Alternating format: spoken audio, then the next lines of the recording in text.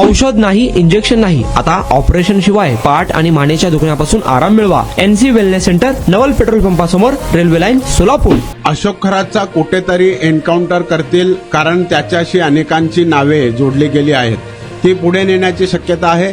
त्यात सत्ताधारी पक्षातील नेते, मंत्र्यांचीही काही नावे आहेत. त्यामुळे याबाबतचे पुरावे बाहेर येण्याआधी हेच लोक खरातचा एन्काउंटर करतील अशी शंका काँग्रेसच्या खासदार प्रणिती शिंदे यांनी बोलून दाखवली आहे. भारतरत्न डॉक्टर बाबासाहेब आंबेडकर यांच्या जयंतीनिमित्त अभिवादन केल्यानंतर माध्यमांशी बोलताना खासदार प्रणिती शिंदे यांनी अशोक खरात बाबत सरकारवर खळबळजनक आरोप केला आहे. त्या म्हणाल्या, अशोक खरात प्रकरणात सत्तेतल्या अनेक लोकांचे संबंध समोर येतील, त्यामुळे त्याचा एन्काउंटर होऊ शकतो. अशोक खरातच्या सोलापूर जिल्ह्यातील जमिनीबाबत खासदार शिंदे म्हणाल्या, सरकारमधील मंत्री, अधिकारी आणि अशोक खरात यांची 100% मिलीभगत आहे.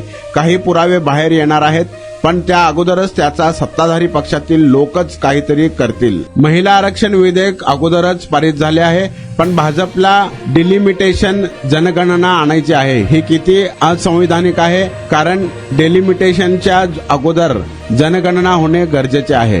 हे सर्व विरोधकांना विश्वासात न घेता एकतर्फे चाललं आहे.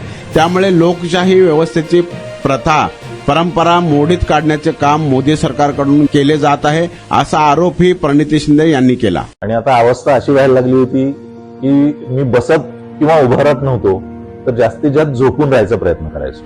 सलगपणे आपण एखादं काम करायला लागलो की बॅकमध्ये पेन येतोय.